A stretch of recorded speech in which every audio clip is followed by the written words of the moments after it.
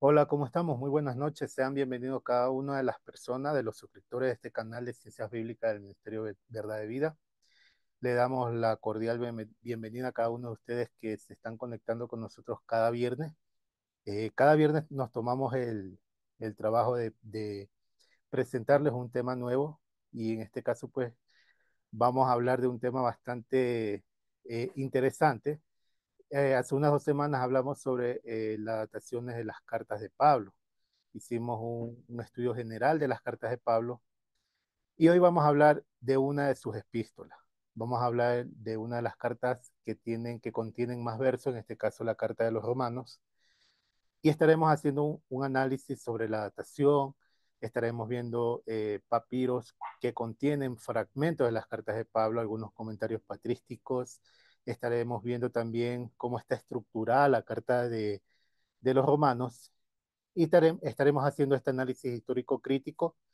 Al final estaremos viendo algunas interpolaciones, variantes textuales y bueno, esperando que este programa sea del interés de cada una de las personas que lo están viendo y pues tratando de hacer este tipo de trabajo, trabajo académico, haciendo esta divulgación de información para que cada una de las personas que nos están viendo, que se están suscribiendo a este canal, puedan aprender un poco más acerca de las escrituras, de la Biblia.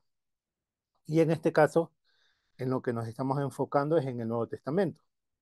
Entonces vamos a hablar hoy de este tema, esperando que se puedan quedar con nosotros hasta el final de este estudio y que sea que la información que vamos a emitir sea de gran utilidad para cada uno de ustedes.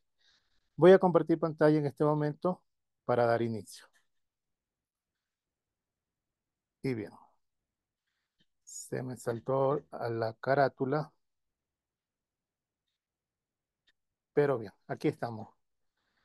Esta es la presentación. Vamos a ver, hablar sobre las epístolas paulinas. En este caso vamos a hablar sobre la carta de los romanos. Estaremos haciendo este análisis histórico crítico y vamos a hablar primeramente sobre su datación. La mayoría de los académicos que escriben sobre la carta de los romanos proponen que la carta fue escrita a finales del siglo, a finales del año 55, al año 56, y algunos la datan hasta el año 57. En fin, ese es el tiempo en que le dan la datación, ¿no?, de cuándo fue escrita esta carta. Y también se comenta desde, desde varios sitios académicos que fue escrita muy probablemente en la ciudad de Corinto, cuando Pablo estaba en Corinto. Y probablemente también se menciona que mientras se alojaba en la casa de Gallo. Y fue transcrita por Tercio su amanuense. Podría ser el que redactó la carta de lo que le dictó en este caso Pablo, ¿no? Entonces ya ustedes ya pueden ver, ¿no? A partir entre el año 55 al año 57 es la datación que se le da de forma general, ¿no? Hablando de la academia, de forma general, ellos datan esta carta desde el año 55 al año 57. Vamos a ver algunas evidencias históricas de los padres de la iglesia, las evidencias que se tienen de quienes han mencionado estas cartas. Y podemos ver aquí, ¿no?, a Clemente de Roma en su carta a los Corintios dice, según las evidencias, se menciona que él en su carta a los Corintios habló sobre el primer capítulo, desde el verso 29 al verso 32, de la carta de Pablo, en este caso de la carta a los romanos. También podemos leer que Ignacio de Antioquía en su carta a los Efesios también habló, mencionó el capítulo 5 y el versículo 5 de la carta de Pablo. Vamos ahora a mencionar también a Justino Mártir. Justino Mártir en su diálogo con Trifón mencionó el capítulo 4 del verso 1 al 12 de la carta de Pablo. También vamos a mencionar a Ireneo de León. Este era discípulo de Policarpo. En su obra Contra las herejías también se menciona que él hizo una mención de la carta de los romanos, específicamente el capítulo 8, desde el verso 28 al 39. Y vamos a hacer una última mención, en este caso estaremos hablando de Policarpo de Esmirna. Él escribe una epístola llamada Epístola a los Filipenses, y esto se trata de una respuesta que Policarpo de Esmirna habría enviado a la comunidad de Filipos, que le pedía una copia de las cartas de Ignacio de Antioquía. Eh, eh, Aproximadamente esta carta pues fue escrita a inicios del siglo II, ¿no? Ahora, ¿qué es lo que él menciona en su carta a los filipenses? En la sección 12 de su carta a los filipenses, menciona Romanos 14 del 10 al 12 y dice lo siguiente: si pedimos al Señor que nos perdone, también nosotros debemos perdonar, pues estamos ante los ojos de nuestro Señor y Dios, y todos celebremos y todos deberemos comparecer ante el tribunal de Cristo, y cada uno deberá dar cuenta de sí mismo. Entonces estamos viendo estos diferentes comentarios patrísticos que hacen mención acerca de la carta de Pablo, en este caso de la carta de los romanos, que es la que estamos analizando. Y debo decir también que algunos grupos académicos no aceptan este tipo de comentarios acerca de la carta de Pablo, de la carta de los romanos, porque creen que fueron tal vez añadidas, comentarios añadidos posteriormente. Sin embargo, nosotros estamos presentando es evidencia. Lo que está escrito, pues eso es lo que estamos presentando en cuanto a los comentarios patrísticos de la carta de los romanos de Pablo, de Saúl. Bien, continuamos con las ediciones tempranas. Y esto es importante que nosotros sepamos, ¿no? Como lo vimos en el estudio de la carta de las epístolas, perdón, de la datación de las epístolas de Pablo. Ahí estuvimos viendo que algunas cartas que hoy en día conocemos y que están en nuestra Biblia, originalmente no estaban así, como por ejemplo la carta de Pablo. Según los académicos, estas cartas fueron editadas a finales del siglo I y al inicio del siglo II. Y ahorita, como estamos hablando de la carta de Pablo, esta carta de Romanos en este caso, que contiene 16 capítulos, según los comentarios que se hacen, los análisis que se hacen desde la academia, se dice que es una carta que no, originalmente eran dos cartas. Una de las cartas es la que es enviada por Febe, que va en el capítulo 16, desde el 1 al 27, y la otra es la que es escrita por Tercio, que va desde el capítulo 1 hasta el final del capítulo 15. Entonces, esta edición temprana que se le da a la carta de Pablo, muy pocas personas llegan a conocer sobre este tema. Sin embargo, aquí lo estamos presentando para que nosotros entendamos que originalmente las cartas como están en nuestra Biblia originalmente no eran así, y estos estudios se dan a partir de análisis crítico, literario, filólogo de las cartas, ¿no? Entonces, es necesario que nosotros podamos también comprender esto, ¿no? Ahora, vamos a hablar también sobre las primeras compilaciones que se hacen de la carta a los romanos. Y en este caso podemos mencionar la primera compilación que se hace de las cartas de Pablo en general, y entre esas la carta a los romanos, está en la obra de Apostolicón, una obra de Marción del Ponto, en el año 140 aproximadamente. Y luego hay otra compilación que se llama el Fragmento Muratoriano. Este fragmento se lo data entre el año 170 o 180 aproximadamente, y estas fueron las primeras compilaciones que se tienen de las cartas de Pablo, y en este caso de la carta a los romanos. Entonces, bien, seguimos avanzando con lo que nosotros conocemos como las evidencias papirológicas. Vamos a ver eh, cuántos fragmentos papirológicos tenemos actualmente sobre las cartas de Pablo. Y principalmente vamos a mencionar el papiro 46. Ya para muchos pues puede ser bastante familiar, ¿no? Escuchar acerca de este papiro. Es uno de los papiros que se le da una datación entre los años 180 al año 200 y es uno de los fragmentos que contienen mayormente las cartas de Pablo. También están algunos evangelios. En este caso, el Evangelio de Marcos está aquí, ¿no? Pero este es el papiro más antiguo que se puede tener sobre las cartas paulinas y en este caso sobre la carta de los romanos. Se encuentra dentro de este papiro, el papiro 46. También tenemos los siguientes papiros, ¿no? Que contienen la misma carta de Pablo, en este caso la carta de los romanos. Y bueno, entre ellas podemos mencionar el papiro 10 que contiene Romanos del capítulo 1, el verso 1, el verso 7. Este es un papiro del siglo cuarto.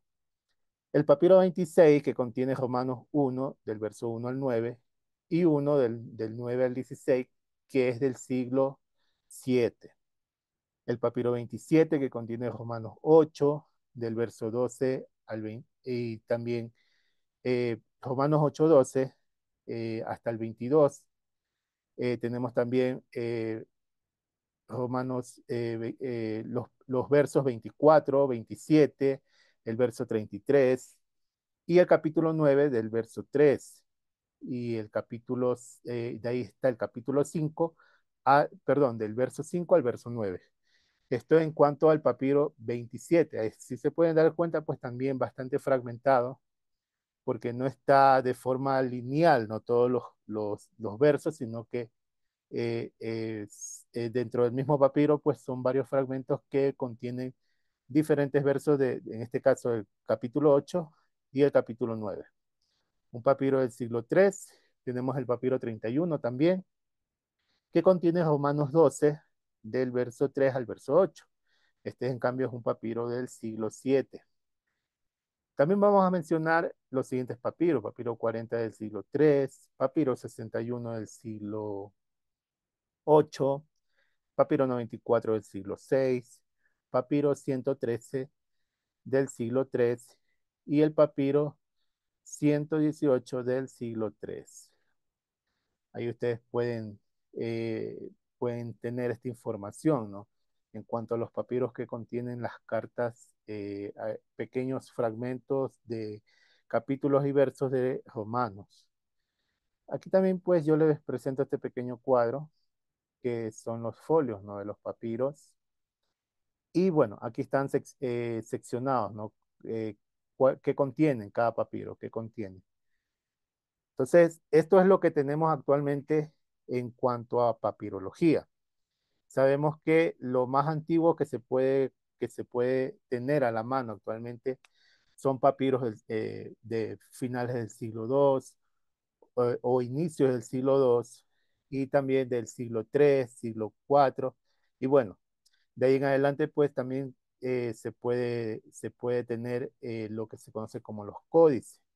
Los códices que van del siglo IV, como el Códice Sinaítico, Códice Vaticano, el Códice Alejandrino del siglo V, el Códice Prime Scriptus, bueno, varios códices que ya se compilan, en este caso no solamente las cartas de Pablo, sino también los evangelios y bueno, la Biblia en general. Ahora vamos a mencionar, después que ya hemos mencionado el tema de los papiros, ustedes pueden ver una gran cantidad de papiros que existen actualmente sobre las cartas de Pablo. Vamos a pasar ahora a el contenido de la carta. Vamos a hablar sobre el contenido de la carta. Eh, Antes que se pueda emitir un comentario, ¿no?, acerca de esto, desde los comentarios de la academia, normalmente se maneja, por ejemplo, el prólogo, el contenido, le llaman el contenido teológico, que va desde el capítulo 1 hasta el capítulo 15 aproximadamente, hasta el capítulo, perdón, 11. Y de ahí se le da también lo que se conoce como el contenido profético y al final las salutaciones. Yo lo he puesto de esta forma, como ustedes lo están viendo en este momento. Vamos a ver el contenido en cuanto al prólogo. está de esta manera, en el verso 1, en el capítulo 1, perdón, del verso 1 al 17, es el contenido del prólogo, ¿ya? Lo que sería la presentación de la carta. En este caso, la salutación, que es el saludo, ¿no? Desde el verso 1 al verso 7, y después contiene del verso 8 al verso 15 lo que sería el anuncio de Pablo, de Shaul, de su deseo de ir a Roma, de visitar a la comunidad de Roma. Como ya lo mencionamos antes, se cree que esta carta fue escrita en Corinto, mientras Pablo estaba en Corinto, dicen que de ahí fue escrita y fue enviada. Entonces él aquí menciona de su deseo de ir y visitar a los hermanos, a la comunidad que está en Roma. Bien, luego de esto viene lo que yo he puesto como anuncio de juicio. Y este anuncio de juicio va desde el verso 18 del capítulo 1 hasta el capítulo 2, hasta el verso 15, ¿ya? Y este juicio aquí es anunciado. Es anunciado, le he puesto a los no judíos, en este caso como está escrito dentro de la misma carta a los helenos o a los griegos que se menciona, y de ahí el juicio a los judíos, ¿ya? Desde el análisis que hacemos nosotros en el Ministerio de Verdad de Vida, eh, nosotros conocemos de esta forma, que es el juicio que el Eterno anuncia a la casa de Israel y a la casa de Judá. Sin embargo, lo pongo desde este punto de vista, dándole una división, llamémosla así, de forma más académica, ¿no? Un juicio a los no judíos y a los judíos. Ahora de aquí en adelante viene la legalidad de la circuncisión. De aquí podemos ver desde el capítulo 2 hasta el capítulo 3, del capítulo 2, desde el verso 25 hasta el 3:4, empieza a hablar sobre la circuncisión. Y podríamos nosotros dividirlo de esta forma o clasificarlo de esta forma, ¿no? La circuncisión del corazón, que habla desde el verso 25 hasta el 3:4. Cuando hablamos de la circuncisión del corazón, no estamos hablando que Pablo se esté inventando algo nuevo. Sabemos claramente que en la Torá, en Deuteronomio, ya se habla acerca de la circuncisión del corazón. Entonces no es nada nuevo que Pablo está hablando. Tampoco es algo que Pablo está descartando la circuncisión, pero sí deja claro a los judíos que la circuncisión no es lo que los salva a ellos. La circuncisión no es la que los justifica a ellos, sino en este caso las obras que ellos hacen conforme a la ley, ¿ya? Entonces, él aquí desde aquí él empieza a hablar acerca de este tema, ¿no? Acerca de cómo ellos deben entender el tema de la circuncisión. Incluso les dice que si un incircunciso hace obras de la ley, de la Torá, le será contada como justicia, como circuncisión, su incircuncisión. Y también más adelante también habla sobre Abraham, tomando a Abraham como un ejemplo de que a él el Eterno lo llamó sin estar circuncidado, sino que a él se le dio la circuncisión como un pacto, como una ley, como una señal del pacto que el Eterno hizo con Abraham. Entonces aquí, desde el capítulo 2 hasta el capítulo 3, Pablo empieza a enseñar todo esto, ¿no? Sobre todo en lo que se conoce como la enseñanza que hace acerca de Abraham, que se encuentra en el capítulo 4 hasta el verso 5, hasta el capítulo 5, hasta el verso 10. Entonces, esta sección habla acerca de la circuncisión. De ahí viene del capítulo 5, del verso 11 hasta el verso 21, algunas enseñanzas. Desde aquí, desde el capítulo 5, empieza a hacer varias enseñanzas. Primero habla sobre la analogía entre Adán y Yeshua, desde el verso 11 al verso 21. Luego empieza a hablar del bautismo en el capítulo 6, del verso 1 al verso 23.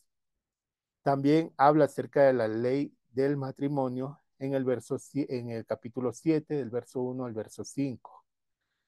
También tenemos algo importante dentro de este capítulo 7, y es que vemos claramente, según la evidencia de esta carta, de que Pablo no habla en contra de la ley O sea, que no está diciendo que no hay que guardar la ley, sino que él enseña de una forma legal que la ley es buena. En esto concluyen generalmente, ¿no? En este capítulo, de que la ley es buena y como él dice, la maldad está dentro de mí y es esa la que no se quiere someter al mandamiento. Entonces, bien, estas son las enseñanzas que hace Pablo. Vemos que va del capítulo 5 hasta el capítulo 8, 8:39. Y de ahí viene una sección que se conoce como la sección de las profecías. Y empieza a hablar sobre las promesas y pactos que el Eterno hace con el pueblo de Israel. Y en este caso podemos mencionar el capítulo 9, del verso 1 al verso 5. Y luego habla también sobre la futura restauración de Israel.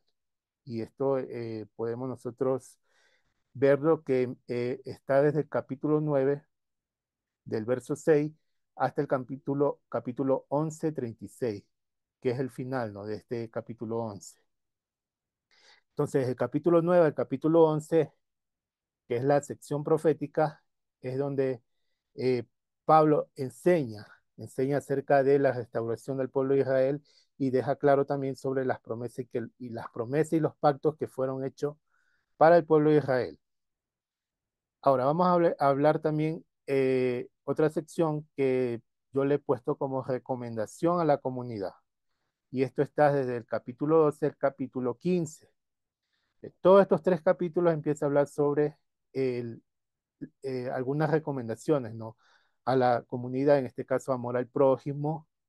También habla de la sujeción a las autoridades y de este tema, pues también es importante que sepamos, ¿no?, que algunos académicos creen que sobre todo este capítulo 13, el verso 1 al verso 5, es un añadido posterior. Ellos creen que fue una glosa que fue añadida a la carta y que hace referencia a la ley imperial. O sea, que Pablo estaba enseñando, en este caso es una glosa añadida, según algunos académicos, es una glosa añadida para que en este caso las comunidades que iban a leer la carta entiendan de que tienen que someterse a la ley imperial, en este caso al imperio romano.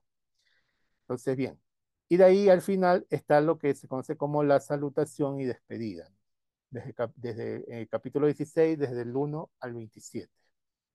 Entonces, este sería el contenido de esta carta. Ahora vamos a hablar algo importante que lo mencioné, ¿no?, al inicio, acerca de las interpolaciones. Antes que avancemos aquí a las interpolaciones, es importante para aquellas personas que por primera vez están viendo este tipo de información, es importante que sepamos que la Biblia, como nosotros hoy en día la conocemos, no necesariamente fue así. Como ya hemos mencionado en algunas ocasiones, han sufrido ediciones. Esto quiere decir que, por ejemplo, en este caso, la carta de los romanos no era una sola carta, sino que eran dos cartas que luego se funcionaron, así también como la carta de los corintios, que no eran, en este caso, las dos cartas de Corintios, primera y segunda de Corintios, no eran, no era como hoy en día nosotros las conocemos, primera y segunda de Corintios, sino que primera de Corintios tenía dos cartas que se funcionaron en una, y segunda de Corintios dicen que eran cuatro cartas que fueron fusionadas.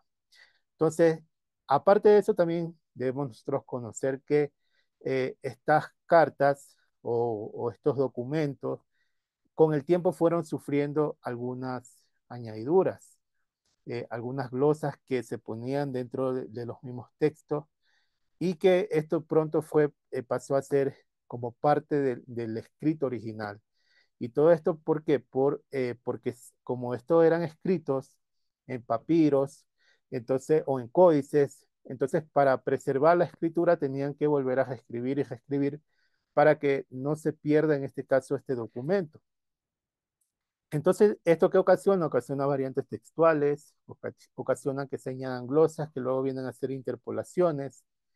Y es así pues como hoy en día nosotros cuando hacemos este análisis crítico acerca de las cartas de Pablo, de los evangelios, notamos este tipo llamémosles de anomalías, ¿no?, dentro de los documentos. Incluso estas variantes textuales o estas interpolaciones han servido para que se puedan tomar como parte del dogma dentro de las iglesias, ¿no? Dentro del cristianismo. Y por eso pues es necesario que nosotros cuando estudiemos las escrituras, estudiemos con ese análisis histórico, crítico, y que nosotros podamos entender que incluso algunos pasajes que para nosotros, cuando estábamos dentro de las iglesias, era un pasaje original, llamémoslo así. Y eso nos permitía tener un dogma dentro de esas iglesias. Sin embargo, ahora nosotros analizando vemos que, por ejemplo, cuando dice en Mateo cuando dice que este género no sale sino con oración y ayuno, sabemos que eso es un interpolado que se toma de Marcos y que Marcos no termina con esa oración, no termina con ayuno, sino que solamente dice este género no sale sino con oración.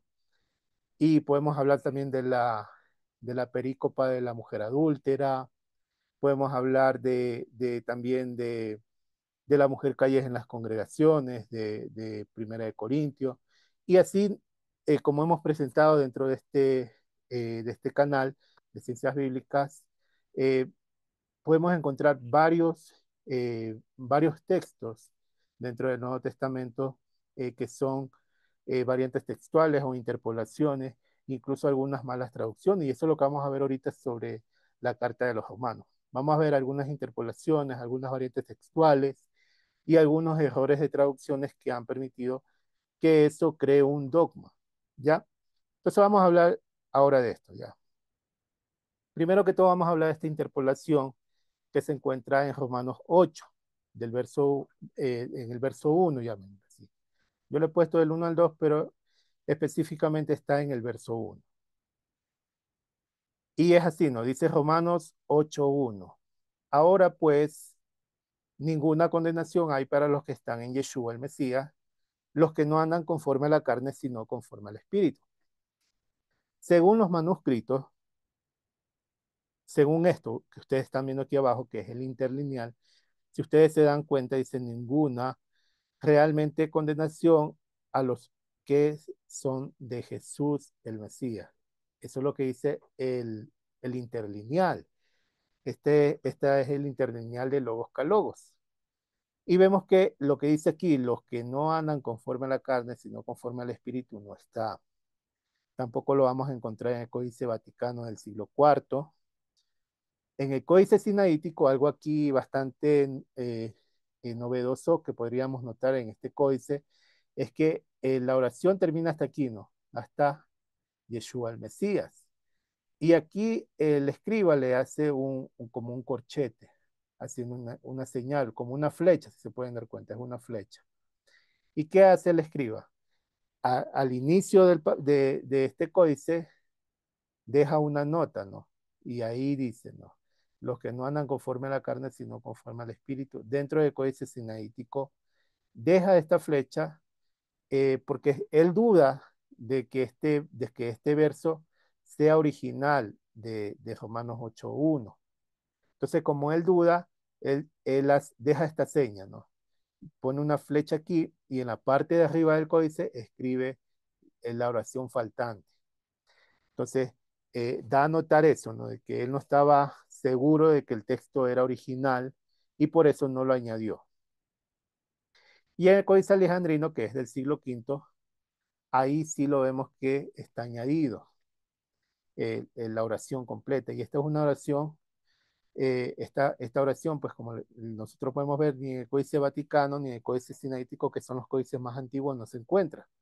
Se encuentra en el Códice Alejandrino, que es del siglo V. Ahora vamos a hablar también sobre Romanos 14:21. Ya. Y aquí al final también de esta oración de Romanos 14:21 podemos leer lo siguiente, ¿no? Bueno es no comer carne, ni beber vino, ni nada en que tu hermano tropiece. Y lo que está interpolado aquí es o se ofenda o se debilite. Y esto es, eh, y esto es una oración, llamémosla así, que se toma de Primera de Corintios, ¿ya? ¿Qué hace el escriba? Lo añade dentro de Romanos 14:21 para armonizar el texto, y eso es normal. Cuando nosotros estudiamos, vemos que los escribas, o por lo menos en las traducciones, por querer armonizar los textos, copian y pegan algunas palabras que están escritas a veces dentro del mismo documento, a veces en otros documentos, como en este caso que se añade esto de Primera de Corintios. Y ustedes pueden notar aquí abajo también en el interlineal que el verso termina donde dice el hermano, para que el hermano no tropiece, ¿ya? Ni nada que tu hermano tropiece. Hasta ahí termina la oración y no dice lo que se lee al final, o se ofenda o se debilite. Ustedes pueden notar aquí en el Códice Sinaítico, de la misma manera, está escrito el verso, pero al final el escriba le pone con letras pequeñitas. Ustedes pueden notar aquí lo que está añadida en la traducción de Reina Valera, que sería o se ofenda o se debilite, pero es bastante notorio esta interpolación porque vemos que eh, hay un cambio de letras, si se dan cuenta, ¿no?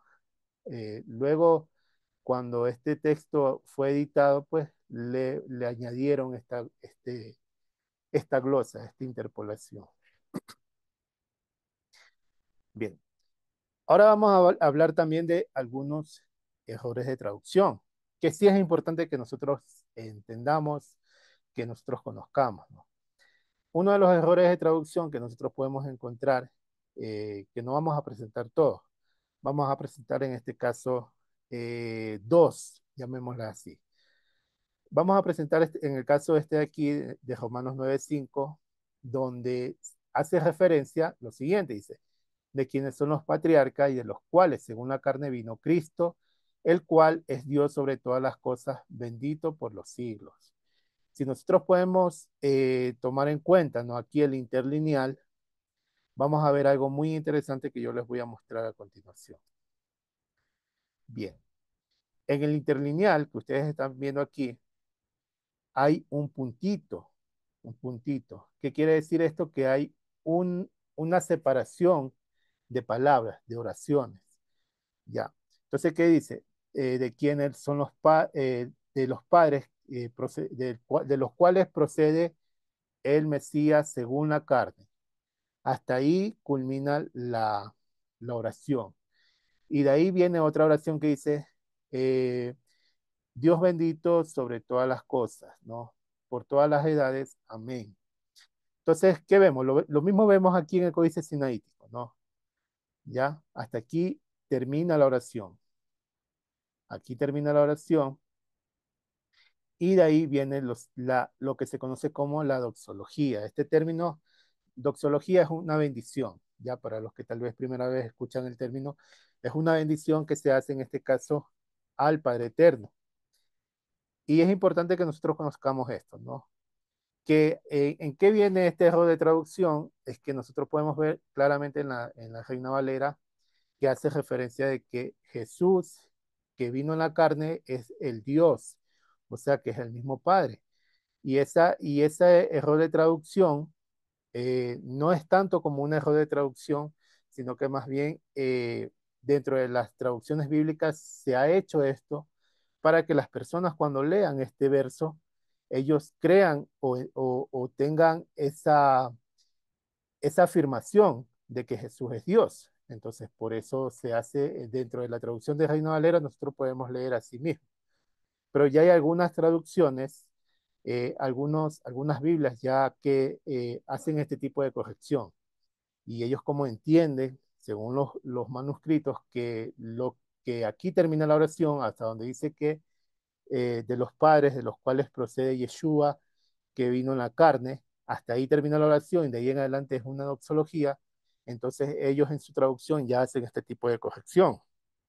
Algo importante que nosotros también debemos ver dentro de este verso, el 9:5, es la palabra eulogetos, y que este término dentro de los manuscritos en griego o dentro de las cartas en griego, es un término que solo se utiliza para el eterno, ¿ya?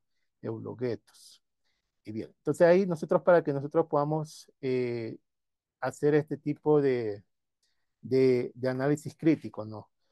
Esto no quita para nada la autenticidad de la carta, ni quita el propósito de la carta, pero es necesario que nosotros entendamos esto para que podamos leer unas escrituras de menos, llamémosles, menos manoseadas, en este caso, que no es un término bueno, pero unas escrituras menos manipuladas sería la palabra más correcta. Unas escrituras, unas cartas, unos documentos menos manipulados por, incluso hasta por la iglesia, ¿no?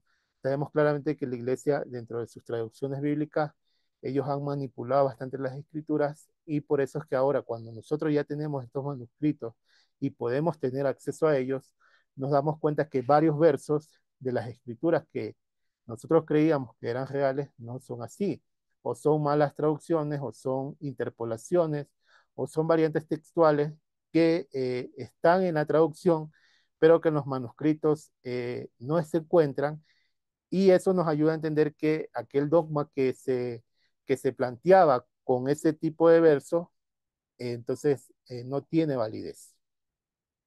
Ahora vamos a hablar también de Romanos 10:4. En Romanos 10:4 vamos a leer lo siguiente. Dice, porque el fin de la ley es Cristo para justicia a todo aquel que cree. ¿Y qué es el tema central aquí? Dentro del cristianismo se enseña que con Cristo se terminó la ley. Porque nosotros podemos leer, ¿no? Claramente aquí en Romanos 10:4, que dice, porque el fin de la ley es Cristo. Entonces, nosotros leíamos esto y creíamos que es así, que ya con Cristo terminó la ley, ya no hay que guardar la ley, o que la ley es solo para los judíos. Y vemos que no es el propósito de Pablo haber dicho esto. ¿Por qué digo que no es el propósito de Pablo haber dicho esto? Es porque esta palabra que dice aquí ley, que es telos, esta palabra telos no hace referencia a una finalidad de algo, o sea que finalización de algo, no. Esta palabra telos tiene mucho significado, entre ellos la finalidad de algo, pero también significados como el, el finalidad, o sea, el propósito o un cumplimiento, ¿ya? Entonces, nosotros debemos entender que no necesariamente está hablando de que con Cristo, con el Mesías, con Yeshua se termina la ley, sino que Él era el propósito de la ley. Y de esa manera también lo entendían algunos padres de la iglesia. Por ejemplo, yo les traigo aquí, eh, les traigo estas evidencias, ¿no? Esto ustedes los pueden encontrar en este recurso que se llama Cristo, fin de la ley, escrito por Roberto Badenas. Él dentro de este libro, eh, él dice lo siguiente, ¿no? Que cómo es que entendían los padres de la iglesia el término telos, y sobre todo hablando de Romanos 10:4.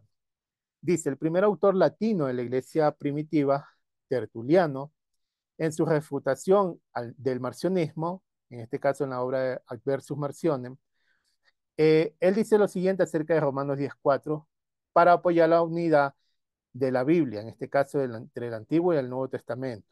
Él escribe finis como plenitud o cumplimiento. No dice que, por ejemplo, en este caso la palabra finis, que es en latín, que viene de la palabra telos en griego, no hace referencia de que de la finalidad, del fin, sino del cumplimiento. También en este caso es Clemente de Alejandría, en su obra Estromata 2:9, hablando sobre Romanos 10:4, la palabra telos, dice, dice que él apela al papel profético de la ley. O sea, después de haberse referido una vez más al papel profético de la ley, apuntando al Mesías. Entonces, ¿qué quiere decir?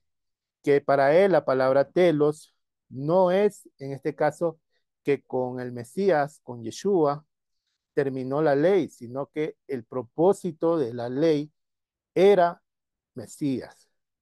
¿Ya? Vamos a hablar también acerca de el siguiente autor, que es Eusebio de Cesarea. Eusebio de Cesarea también dice lo siguiente, ¿no? Entiende que como el cuerpo profético de Telos, ¿no? Como un cumplimiento en un sentido próximo al plirruma. La situación de Telos por plirruma en Romanos 10:4 es bastante común entre los escritores griegos cristianos. Y bien, entonces ustedes ahí pueden notar, ¿no? Pueden notar que los primeros padres de la iglesia, bueno, en las obras que ellos escribieron, ellos cuando hacían un análisis de Romanos 10:4, jamás mencionaron acerca de que con el Mesías terminaba la ley, sino que ellos dejaron claro que esa palabra telos que se encuentra en Romanos 10:4 hace referencia al cumplimiento, que el Mesías era el cumplimiento de la ley, de lo que estaba en este caso profetizado en la ley y en los profetas. Bien, ahora vamos a ver algunas variantes textuales, como por ejemplo podemos ver estas variantes textuales según desde la alta crítica, ¿ya? O interpolaciones desde la alta crítica. ¿Por qué hago esta referencia? Es porque no existen manuscritos que nos den una evidencia de que esto es una interpolación, pero según el análisis crítico que se hace en este caso, la carta de Pablo, algunos creen que este verso que se encuentra en Romanos 5, que es el verso 7, porque Cristo, cuando aún éramos débiles, a su tiempo murió por los impíos, algunos académicos creen que esto es una interpolación. ¿Por qué ellos mencionan esto? Es porque dicen que no hay armonía entre el verso 7, entre el verso 5 al verso 7 y luego, perdón, al verso 6 y luego al verso 7. Aquí yo puse mal, puse 7 y era el verso 6. Bien, sino que ellos dicen que el texto en este caso sería así. Y la esperanza no avergüenza porque el amor de Elohim ha sido derramado en nuestros corazones por el Espíritu de Santidad que nos fue dado. Ciertamente, apenas morirá alguno por un justo, con todo pudiera ser que alguno osara morir por el bueno. Entonces, desde la alta crítica se cree que este verso, que sería el verso 6 de Romanos 5, es una interpolación.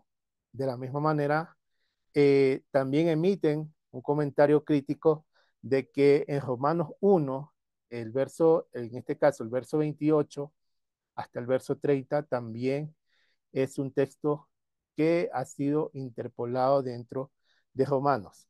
Como no hay evidencia, no se puede decir, se encuentra en tal manuscrito, no se encuentra este texto, pero esto lo hacen a través del análisis filológico literario también que se le hacen a las escrituras y se llega a este tipo de conclusión.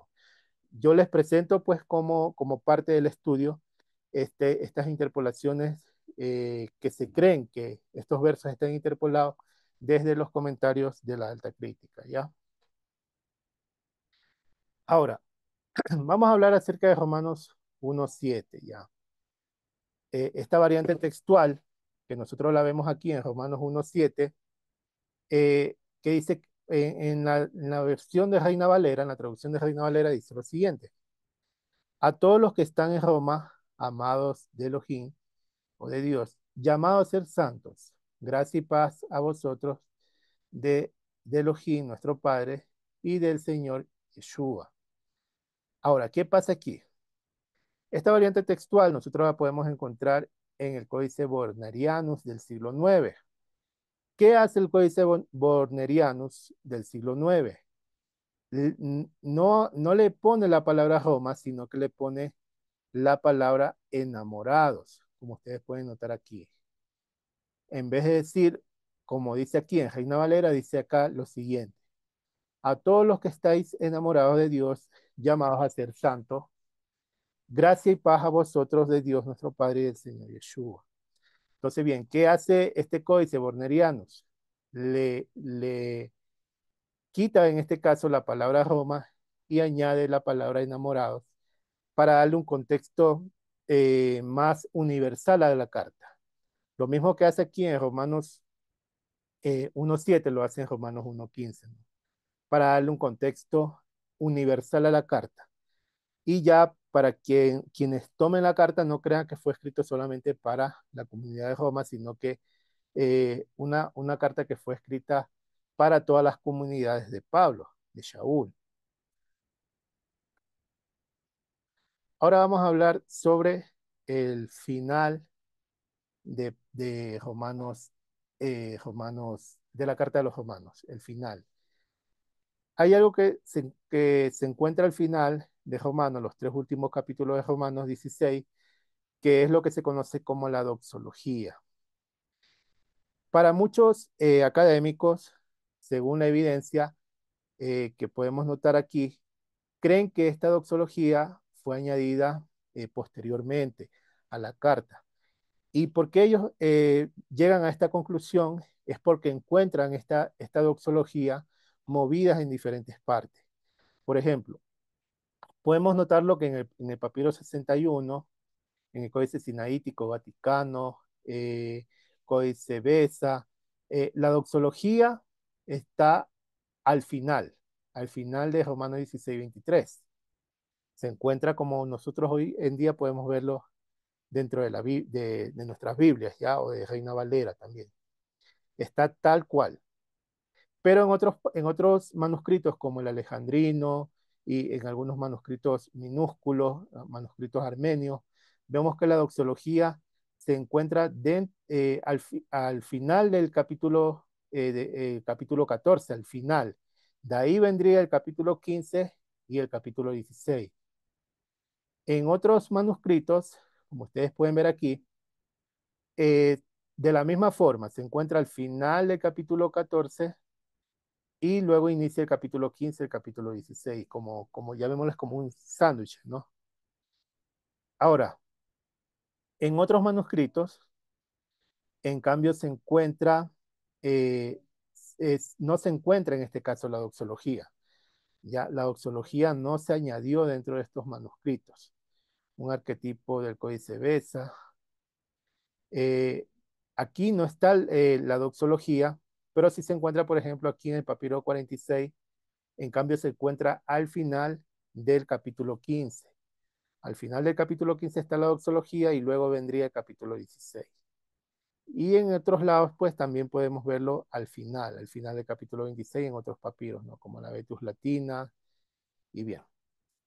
Entonces es importante esto. Cuando nosotros vemos en un manuscrito que, que hay unos versos, unos capítulos por ahí que se encuentran movidos en diferentes lugares, esto quiere decir que el verso no es, esos capítulos, esos versos no son original de esa carta.